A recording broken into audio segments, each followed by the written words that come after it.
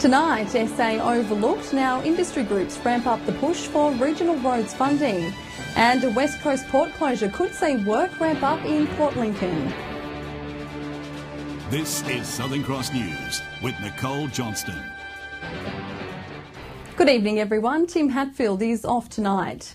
We begin with the 140-year-old Bundaleer Forest, which is in the process of becoming privatised. But with the recent announcement that Tesla will build the largest lithium-ion battery on Earth near Jamestown, locals are hoping the state government's tourism plan for the region will see it show support to help save the historic forest. The Bundaleer Forest and the world's largest iron lithium battery have the potential to work hand in hand to promote tourism in Jamestown. If you come to the big battery, you have a chance to go on the walking trails and picnic area at Bundaleer. Perhaps that would add to a trip up to Jamestown to visit both rather than just the big battery. The Premier stated the battery has the potential to make Jamestown a tourist hotspot and has encouraged the local community to create initiatives to achieve that. And we're charging that up through our Future Jobs Fund. There's a $200 million fund. Two of the sectors in that fund are directly relevant to Jamestown. One is renewable energy and the other is tourism. So people, businesses can pitch into that fund if they have an idea that will create jobs.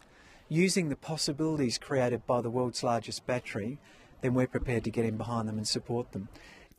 The community of Jamestown has visions of creating a tourist attraction by creating walking and cycling trails connecting the two destinations together. If you're a keen cyclist or walker, you might go that extra distance to have a look at the battery farm. And with the announcement of the battery, locals are hoping it will save the Bundaleer Forest. If the government are prepared to support us with tourism initiatives for the battery, why wouldn't you do it as a bundled package?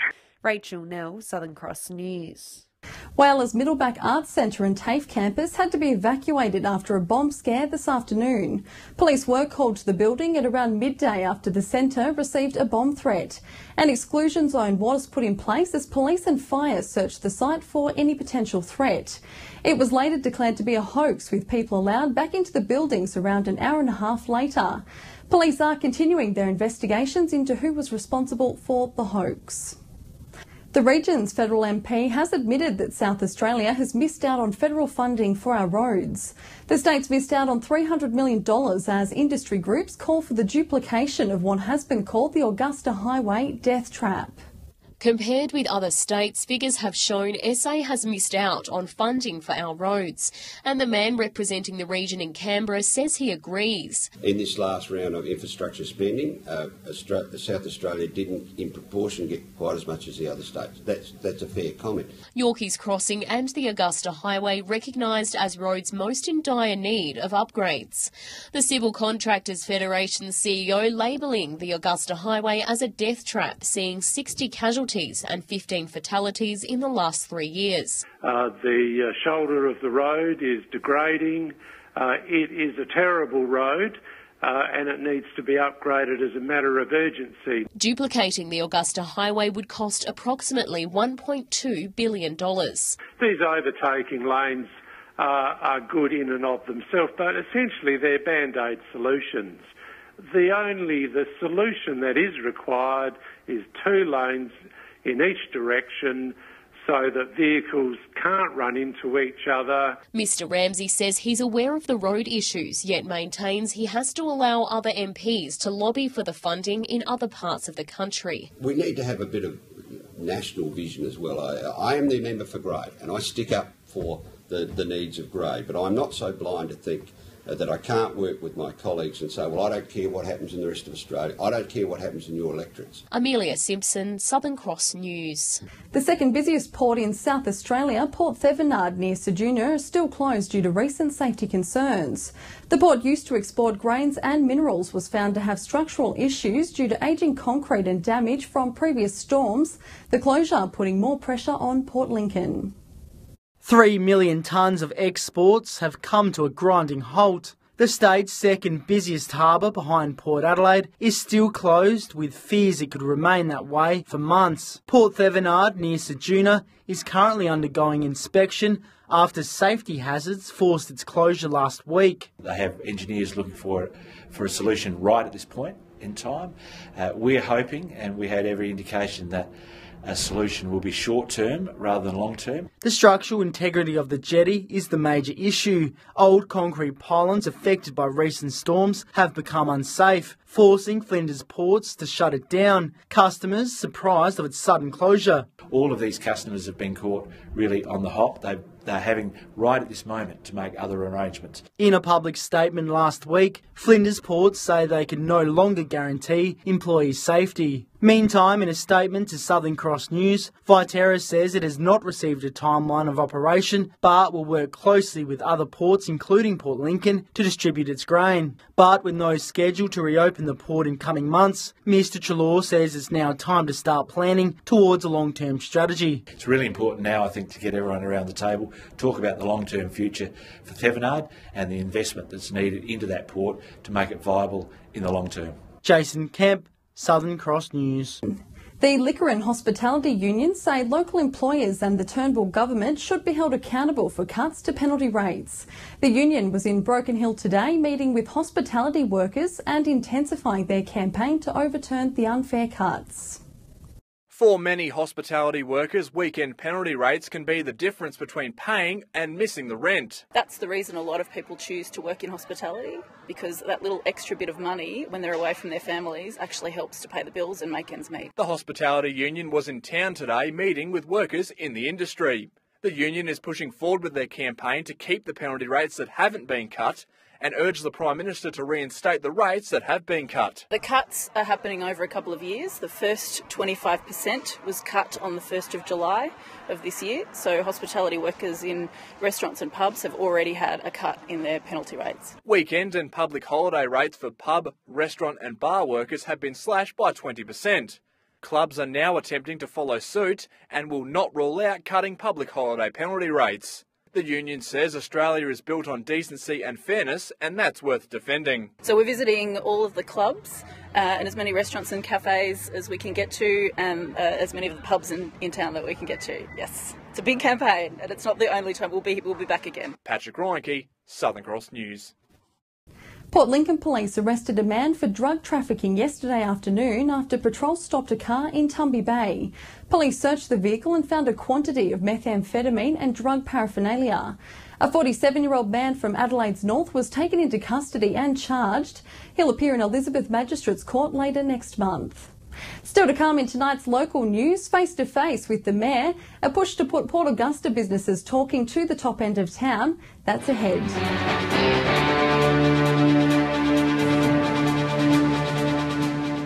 Welcome back. Whyala's attempt to expand its share of the tourism market has received support from the Federal Assistant Tourism Minister. Keith Pitt says 1 in 12 Australians are employed in the industry and the city has the attractions to put itself on the map. Tourists contribute over $40 billion to the national economy, making it one of our larger industries. Whyalla has begun a campaign to market itself as a must-visit destination, based around our marine life and coastal spaces. The move has backing from the federal government. It's not just the fact that the steelworks are here, it's not just the fact that you've got strong agricultural and particularly seafood industries, but you do have something to offer in tourism. Mr. Pitt says the key to attracting more visitors to the region is to present itself as having a clean image. They want to see that clean green image. They want to try that wonderful seafood. They want to try those wonderful agricultural products. His visit has come off the back of Whyalla hosting 200 cuttlefish divers last weekend and the Junior Soccer Championships last month. The local tourism focus group says the next step is improving our local infrastructure. Out at the Cuttlefish Drive, there's a lot of infrastructure that's needed there, and that means dollars, so perhaps he can help us. Our local MP says we should also look at opening up our steelworks and industrial sector to visitors as well. Covered walkway, glass in front of it, but where tourists could actually go safely closer to some of these areas, or maybe they could get somewhere out on a mine site. John Hunt, Southern Cross News. Port Augusta business owners gathered today to discuss the city's business outlook and share their experiences. The Mayor organised the networking lunch and says there is a need for businesses in the region to work together.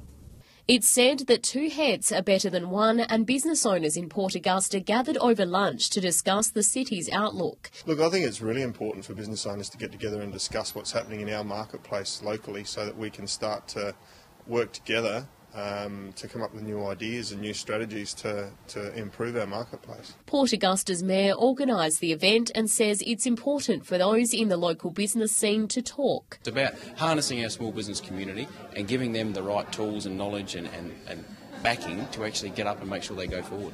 Mayor Johnson sharing the region's success in attracting conferences, multiple renewable energy projects and a new airline for Port Augusta to be announced in the coming weeks. Karapatina is one, the expansion of Coltana Army Barracks, all those types of projects are helping us locally.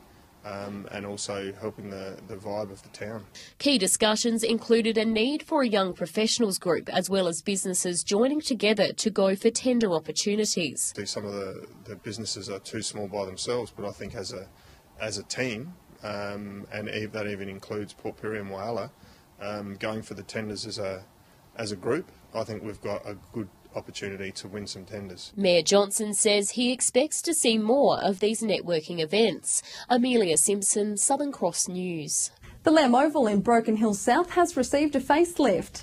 The Oval, which hosts all of the city's games during the Outback Rugby League season, has recently seen construction of a new storage shed and renovation of its change rooms.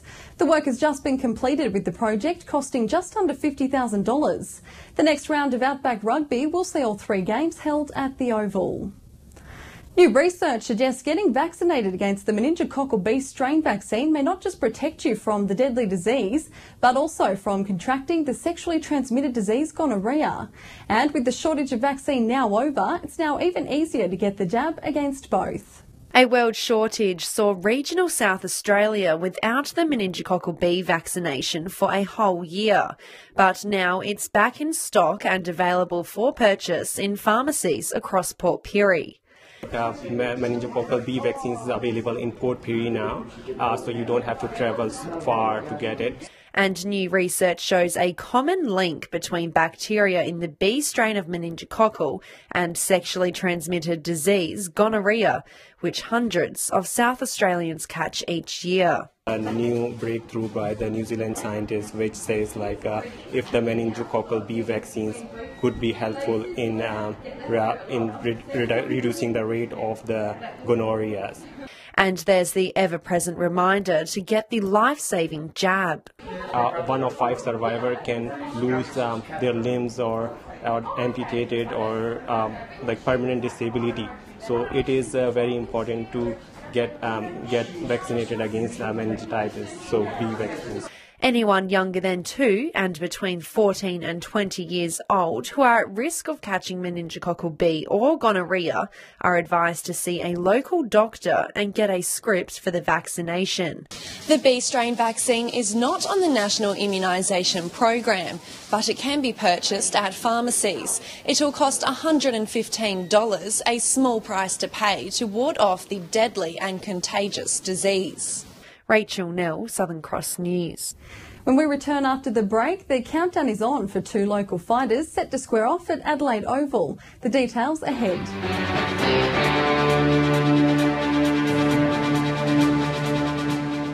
Welcome back. Well, now taking a look at how things are shaping up when we head to the Bowser, and there hasn't been much movement across all of the city centres. Here's Patrick with this week's Philwatch. It's been relatively quiet across the boards this week, only a few minor changes in both unleaded and diesel. Starting with unleaded, and Port Lincoln and Port Pirie are the only two in the Gulf to see a change, with both towns going down by half a cent. Whyalla and Port Augusta have had quiet weeks, both are still on $1.25. A new addition to the board is Kadina, and they come with the cheapest prices going around. They're averaging only $1.15 a litre. Here in Broken Hill, we're seeing red. We're back up to $1.26. Adelaide rounds out the new look board, dropping down 12 cents to sit on a crisp $1.17. To diesel now, and it's pretty much even Steven for everyone. Port Lincoln might be on the rise but still sits on $1.25. Whyalla is still a cent cheaper, Port Augusta still a cent dearer. Port Pirie is the only one seeing green with a ½ cent drop, while Kadina sports a very cheap price of just $1.16. Things are steady in Broken Hill at $1.30, and a quiet week in Adelaide has the City of Churches still on a savvy $1.20. Now remember that these prices are the regional averages, and they do not reflect any one particular outlet. If you are driving around and happen to find a spot that does sell it for cheaper, be sure to let us know on our Facebook page. For now though, it's back to you, Nicole. Thanks, Pat. People from all walks of life have braved the winter chill to participate in the Port Lincoln Community Sleepout overnight. Over 40 people rugged up to experience what it's like to be homeless while raising money for the local Fred's meal van. Swapping warm beds and home-cooked meals for swags and a packet of chips, Port Lincoln residents face chilly conditions during the biannual community sleepout to raise money for Fred's van, which gives those doing it tough a weekly free meal. Every Sunday night we provide meals to people that are lonely, going without a meal or whatever their circumstances are. So everything that's raised goes towards providing those meals. Fred's van relies on volunteers providing assistance to those who desperately need it. The donations generated from the sleepout vital to keeping it on the road. Our fear is that people would go without, not to mention the social isolation.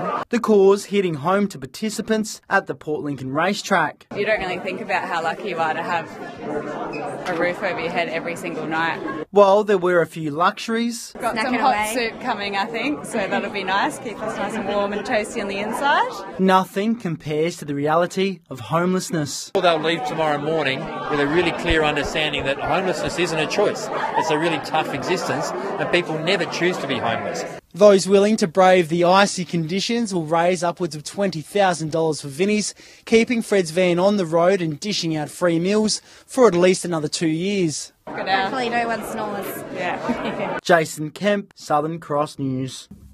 2 Whyalla men will compete at the Adelaide Oval this weekend in a prestigious mixed martial arts event. The fighters have been in training for the Diamondback Fighting Championship, which combines a number of different martial arts styles. Ready to rumble. After months of training, Kane Sellen and Thomas Hamilton will head to Adelaide on Sunday as they hit the big time. They'll compete at the Diamondback Fighting Championship, a national championship dedicated to helping local fighters gain professional experience. It's going to go in there, it's my first fight, so just take it all as it comes. If he wants to stand up, we'll go toe to toe. Both train at the Complete Control Martial Arts Centre in Whyalla. The gym mixes Brazilian Jiu-Jitsu with mixed martial arts, with a focus on wrestling and submission. Mr. Hamilton says while he doesn't know too much about his opponent just yet, he's excited for the opportunity. Just know he's based in Melbourne. He'd probably be a little bit taller than me, but I might have the size on him, take him down. Coach Alan Hartley has been putting them through their paces ahead of Sunday's main event. It's the 4th time in the event's 4-year history someone from Whyalla will compete, something he says he's proud of. Honestly, one of Australia's premier shows, which is awesome that we get invited to come fight on it. And yeah, so one fighter, another fighter, locked in the cage, and we do what we do. John Hunt, Southern Cross News. Stay with us after the break, a check of the local weather.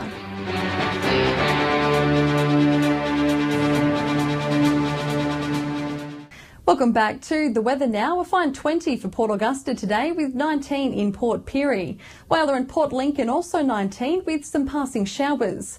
Broken Hill fine and 17.